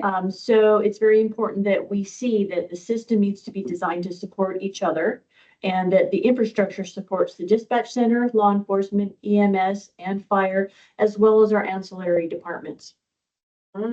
Okay, interesting. I really like that. Very good observation. good observation. Anything else? Do they want to share anything verbally on that, or they can only, I think it's only, they're only, okay, yeah. All right, we It have was me, local. Bonnie. Bonnie, it's Corey. That was me. I didn't know where it fit in our scheme of maneuver here. And no, I don't think I can expand on it anymore. But that's what I see. Okay, cool. Thanks, Corey. Concerned that local community leaders will not allow or work together to make this happen. Long history of towns not wanting to relinquish local control. And then that's, I think, the conversation that we've heard, you know, and as they've been going around the state, they're hearing, you know, yes and no. I mean, it's not 100% one way. It's not, everything has kind of been on a spectrum of how folks feel about that. But it is a very personal issue. And what we want to do is try to put and build things in place that could help, you know, ease those concerns. All right, so last question. Good. Is this one? This order got kind of wonky. Last question. What improvements, if any, which I think we've determined that there are some y'all like to make, would you like to see in the system? And so with that, what I want to make sure everybody has said something. I think pretty much most people have, but I am going to go around the room and around the room online and ask everybody this question specifically. So be ready. What, sir? What improvements, if any? Would you like to see? No. And that's the other thing. I don't want, no, you gotta answer. What improvements, if any, would you like to see in the system? I'm gonna stick with the funding piece of it. Perspective of some sort of either a state fund that helps offset costs for municipalities to provide dispatching services. If we're gonna keep it as a local system. Agreed. We gotta have coverage and we gotta have continuity among agencies. Okay. So I'm sorry, the last part, continuity of, Between agencies, so agencies can see what we're. all right, so whether that be with a common CAD or some sort of visibility, that situational awareness, okay? Yeah, I was gonna say something more live and operable that everybody, not just the dispatchers, so that they can communicate with multiple ways and be updated and not just the agency. Gotcha, okay? Third, It's something along the lines of, everybody has the access to the same technology, not what you can afford. Again, smaller agencies, we can't afford what everybody else can, but if there was at least a baseline or, like you said, the equipment was the same across. okay, or some version of that, you know, offering that it did still interface and connect, right? Okay? I think somebody else said it and I liked it, was multiple modes of communication. So if one failed, you still have a couple other options. Right, and in a way, that's in some ways the definitions of interoperability. I always like to think of interoperability as a wagon wheel, if you will. Your dispatch is in the middle. And then all your field operations, everything outside, and all those spokes are different modes to communicate. And if one of them breaks, it's still strong enough to be able to accept, you know, or select another mode of communication. So yeah, kind of looking at that and seeing what those are. I know you came in at the last minute, but. I did. So definitely coverage. I was on a fatal this morning that we had zero communication to our primary dispatch. So that Radio coverage. radio, that needs to improve. And I would say seamless communication. Like there's so many times that law enforcement is getting information that we're not getting, vice versa. It doesn't go out in a seamless fashion. It's I've said this many times, I feel like some days we're working on 1980s technology. You know, there's so much technology out there that we're not utilizing, and obviously it's a financial expense, but there's so many missed opportunities from response time delays to real life patient care that is happening because of this issue. All right, thank you.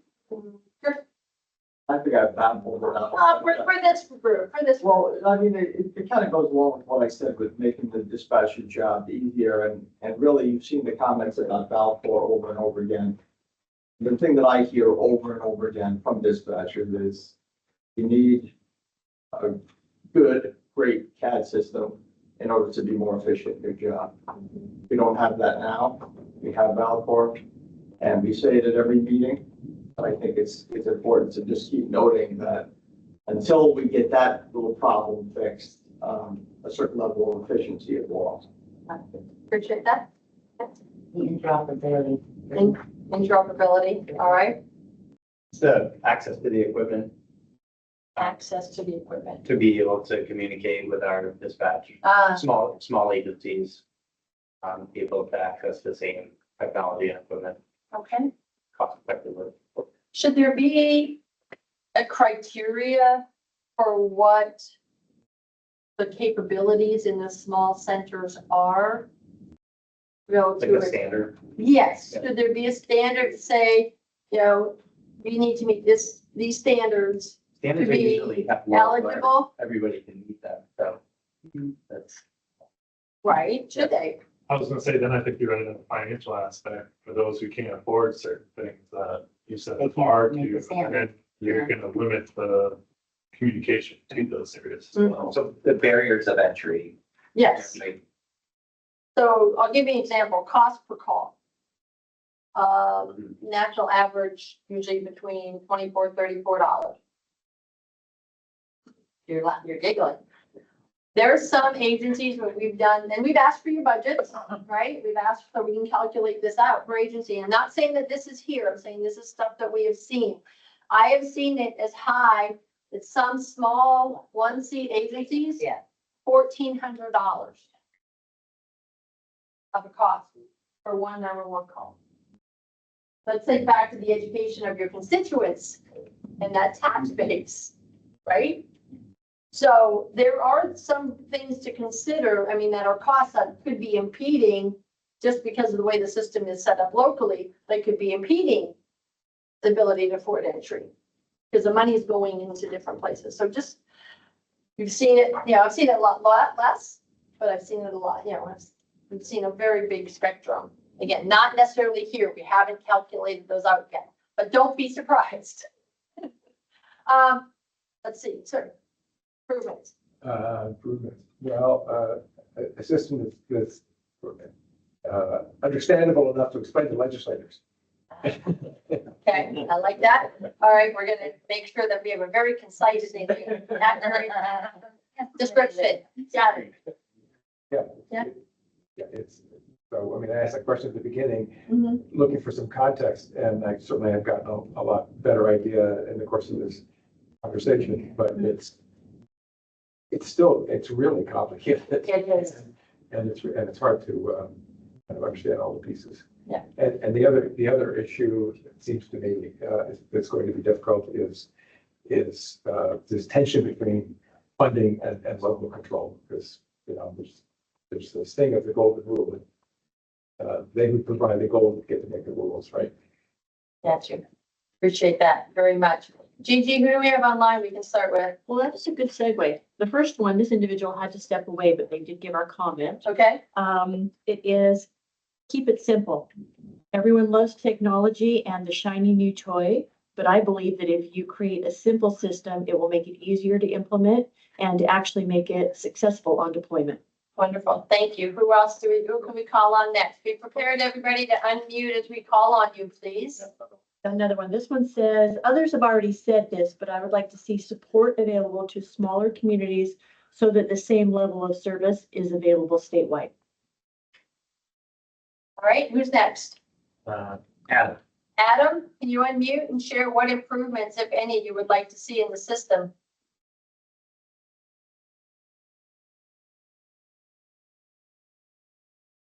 Adam, are you there? Sorry, I would echo the same thing, just trying to spread out the financial aspect to other agencies. Okay, thank you. Assistant Chief Silk. Assistant Chief Silk.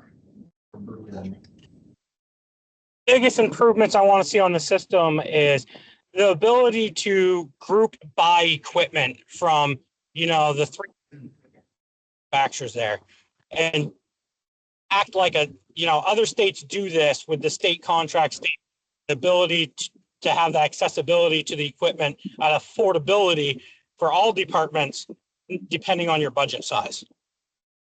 Okay, That comes up a lot, right. all across the board. So with have standard, like- Purchasing. So leveraging of economies of scale, having set already, like if it was CAD, here's the approved CAD systems that have been tested, they're on the state contract, here's, right, okay. Got We it. have access to that in small towns, but I don't think we utilize it enough. So some of it could be, again, an educational aspect. Yeah. All right, who's next? Coverage and cost assistance, thinking of fire and fast squads in addition to more minor services. Okay. Who's next? Somebody from Bradford Police Department, that's what it shows. So Bradford Police Department, whoever's representing there, can you unmute and let us know what improvements you'd like to see?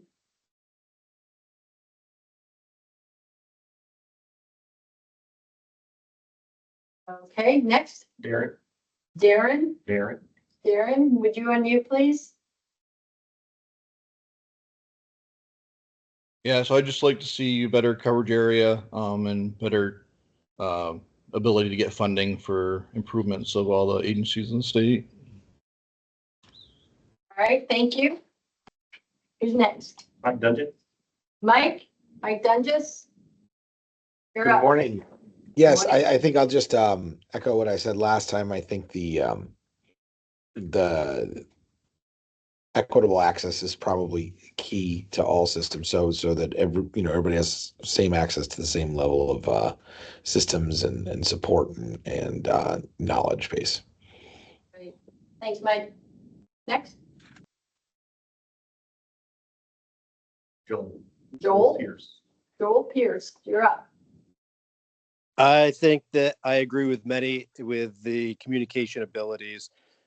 We need towers and things that are going to be able, these systems don't work without communication ability. So I think that an update of that is necessary.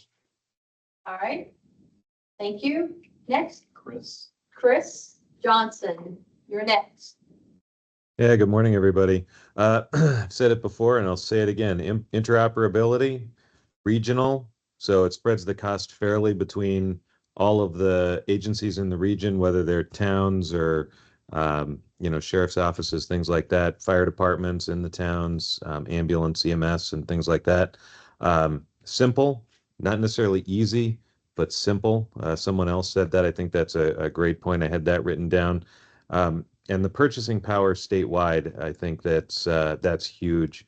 $8,000 portable radios are not sustainable when you have a larger organization and things like that. So I think anything that we can put in place as a state that doesn't necessarily require super expensive equipment that's going to get tossed around and broken and things like that. I think that's part of that simple, not easy as well. Wonderful. Thank you for that. Who else? Maureen. Maureen, are you there? I would also say kind of the interoperability in the CAD system. I'm in the Chittenden County area, EMS District 3. Our specific ambulance service, the matrix goes 10 ambulances deep. And currently in our town, the dispatchers may need to call 7 different dispatch centers to find the next available ambulance to get them on the road. And so there is a significant delay in getting the resources heading to these patients.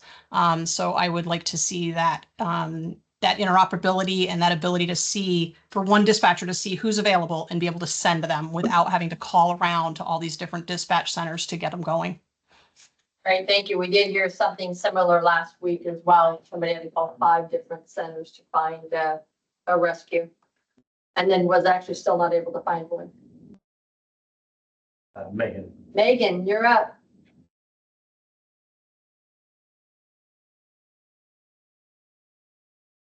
Megan, are you there? Okay, Megan Shine next. Rosemary. Rosemary.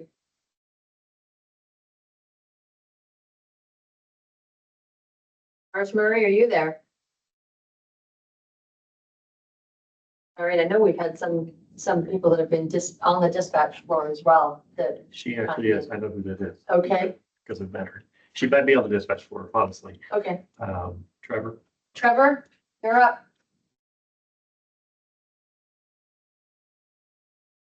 No? All right. And the thousand right now. Can you read the comment? Is there a comment? There's a comment. Oh, just, she has to run to her next meeting. Great for Great things forum. to put together. Okay, cool. How many more do we have? That's it. That's it? That's it. All right, wonderful. Thank you all very much for participating in that part. I'm gonna turn it back over to Barb to talk about next steps. Next steps very quickly, because I'm glad we have that extra 4 minutes. I know, right? So we're going to encourage you, if you have not already done it, to complete that short questionnaire. And I'm being a little sarcastic. It's quite lengthy. I think we have 2 left that you're working with. That's the big questionnaire. The big question. So cybersecurity, we have quite a bit of people. We will be reaching out to you. I know you have, yes. So you I'm have- sure. It's more of an assessment. Yes, it is. It's very, very much easier than the other one. Don't worry, we will find you. We'll reach out to you. Okay, and thanks for clarifying. I missed that Yep, we're talking specifically about the cybersecurity one. Have those gone out and they're due by 10/1 or they're going out by 10/1? They actually have been out already. And then if you haven't responded, we're gonna do a one-on-one follow-up just to make sure. Okay. Because it was a little bit different to try to access it, so. Okay, great. Well, good. All right, we are in the process of scheduling and holding these virtual community listening sessions. So the town halls that we had today, we had a couple last week, we have one later this week, are really geared to emergency responders and emergency communications and elected folks. These virtual community listening sessions are for a broader audience, the general public that wants to have input on this conversation. Mission critical and Televate as well will begin to analyze all the data that's being collected and that has been collected, clarify gaps, identify gaps, maybe identify commonalities as well of what's going on in the current landscape. And we'll begin development of the system inventory assessment elements. So what was defined for us in the legislative language for the work of the task force will be worked on next. Very, very much appreciate everybody's attendance today, either in person or remote. I thought it was a very good conversation. Thank you, Bonnie, for leading us through all of that. For more information, you can go to the Public Safety Communications Task Force webpage. So go to the Department of Public Safety, who provides administrative support to the task force. And then look for boards and commissions, and you will find the task force page in there. You can always email us at that email address if you want to provide further input, or if you have additional questions, you want to speak to somebody individually about any of this, certainly reach out to us that way. And again, thank you very much for everything you provided today. We really appreciate it. So stay safe and be well. Thank you.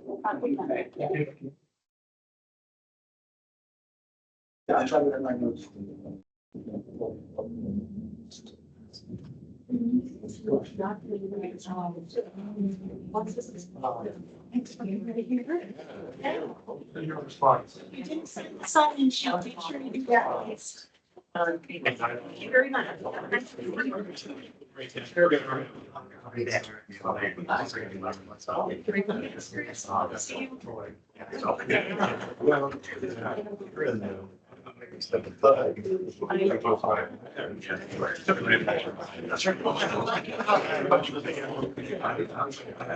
little bit, you know, it's still, we take when I understand the whole system, I was looking at, I talk about, I was on, the Energy and Technology Committee, and presented, which I still, yeah, and this is only a piece, So diagrams are more, you know, on the design like this, they're more for engineers.